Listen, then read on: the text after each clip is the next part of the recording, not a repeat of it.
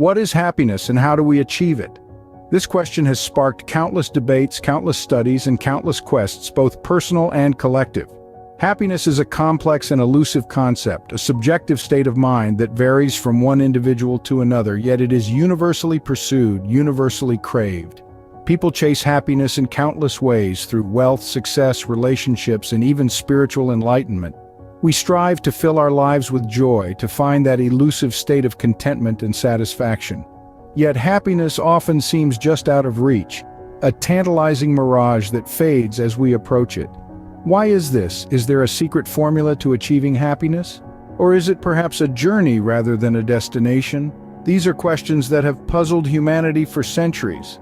Perhaps to understand happiness, we need to delve into the mind and explore the theories of one of the greatest thinkers of the 20th century, Carl Jung. Before we dive into his philosophy, who exactly was Carl Jung? Born in Switzerland in 1875, Jung grew up with a keen interest in the human mind, which led him on a journey to become one of the most influential psychiatrists and psychoanalysts of his time. His work has been instrumental in shaping our understanding of personality, dreams, and the subconscious. Jung started his career as a close associate of Sigmund Freud, but later diverged, developing his own theories. He believed that our unconscious is not just a repository of repressed experiences, but also a wellspring of creativity and spiritual growth. Jung's approach to psychology was unique. He emphasized the importance of balance and wholeness. He introduced concepts like archetypes, the collective unconscious, and individuation, which are still widely used in psychology today. Now that we have a glimpse of who Jung was, let's explore his philosophy on happiness. Carl Jung believed that happiness isn't something you pursue, it's something that happens to you. So what does this mean? Well, in the conventional sense, many of us chase after happiness. We run towards it as if it were a tangible thing, something we could hold, possess, or consume. But for Jung, this pursuit is misguided. He viewed happiness not as an end goal, but as a byproduct, something that naturally arises when we live a life that's true to who we are. You see, for Jung, authenticity was key. He believed that we each have a unique essence, a distinct psyche that shapes our thoughts, our emotions, our desires. And to be truly happy, we must honor this essence. We must live in alignment with our true selves, not the selves society demands us to be. This brings us to one of Jung's most influential concepts: individuation. Individuation is the process by which a person becomes his or her true self.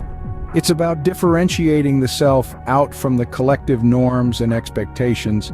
It's about discovering who you are and then, crucially, having the courage to be that person. In Jung's view, individuation is the path to genuine happiness. It's a journey of self-realization, of becoming more aware of our unconscious mind and integrating these insights into our conscious life.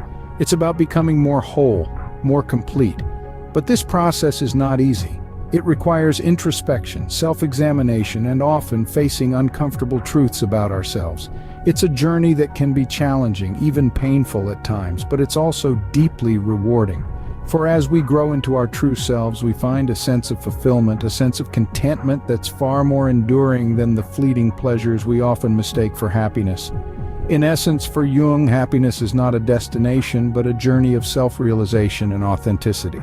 So instead of chasing after happiness, let's seek to understand ourselves, to honor our unique essence, and to live a life that's true to who we are, for that's where true happiness lies. Jung also believed that to find happiness, we must confront and integrate our shadows. This idea forms the cornerstone of his theory of the shadow, a concept that delves into the depths of our unconscious. The shadow, according to Jung, is the hidden, unlit part of our psyche. It's where all our undesirable traits, the ones we'd rather not acknowledge, reside. It's the anger we suppress, the resentment we bury, the insecurity we hide. These elements form our shadow, a part of ourselves that we often deny or ignore. Yet in the pursuit of happiness, Jung argues that we must confront this shadow and bring it into the light. But why? Why should we dredge up these unpleasant aspects of ourselves?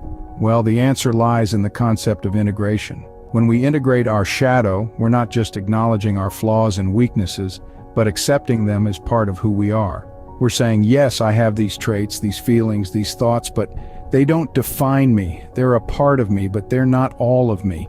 This acceptance is not about giving in to our negative impulses, but rather understanding them, learning from them, and using that knowledge to grow. It's about turning our weaknesses into strengths, our flaws into assets. And it's through this process of integration that we can achieve personal growth, which, according to Jung, is a key component of happiness. Integration is not a one-time event. It's a lifelong journey, a continual process of self-discovery and self-improvement. It's about striving for wholeness, for a sense of completeness. And it's this striving, this journey, that brings us happiness, not the fleeting joy of a momentary pleasure, but the enduring satisfaction of self-fulfillment. In essence, Jung's philosophy advocates for a holistic approach to happiness. It's not just about seeking joy and avoiding pain. It's about embracing our entire selves, our strengths and our weaknesses, our joys and our sorrows.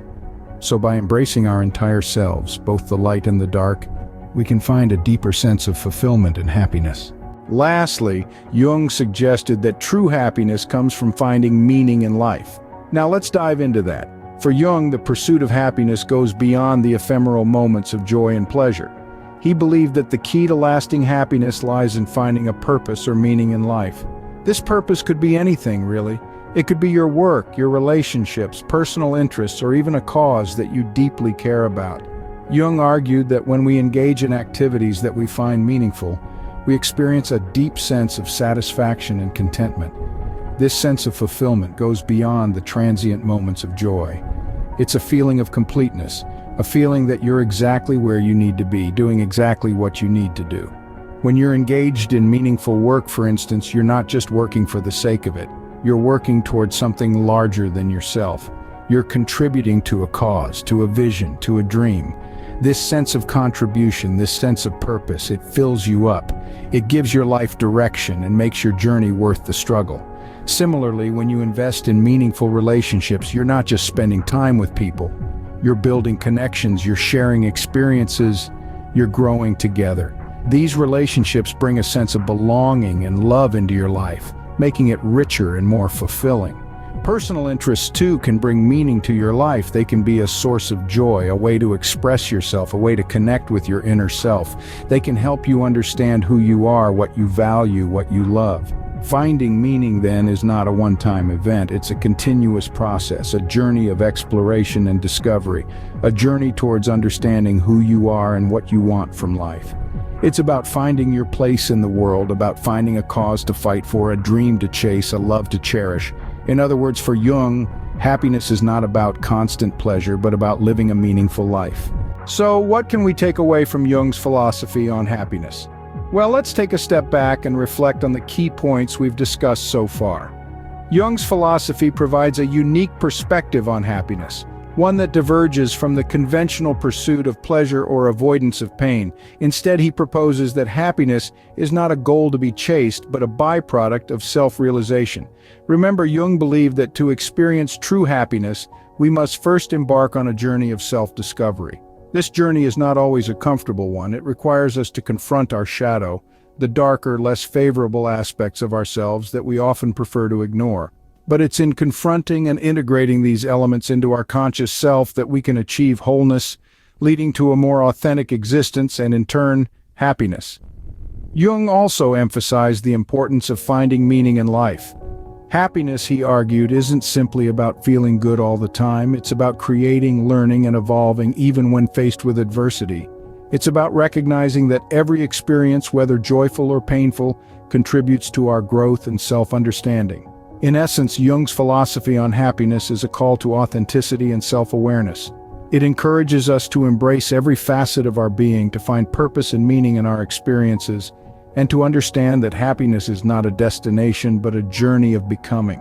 This journey may be challenging, it may even be painful at times, but it's through this process of self-realization, of embracing our entire selves, shadows and all, that we can truly experience happiness. As Carl Jung once said, the privilege of a lifetime is to become who you truly are. Perhaps in becoming who we truly are, we find our own unique path to happiness.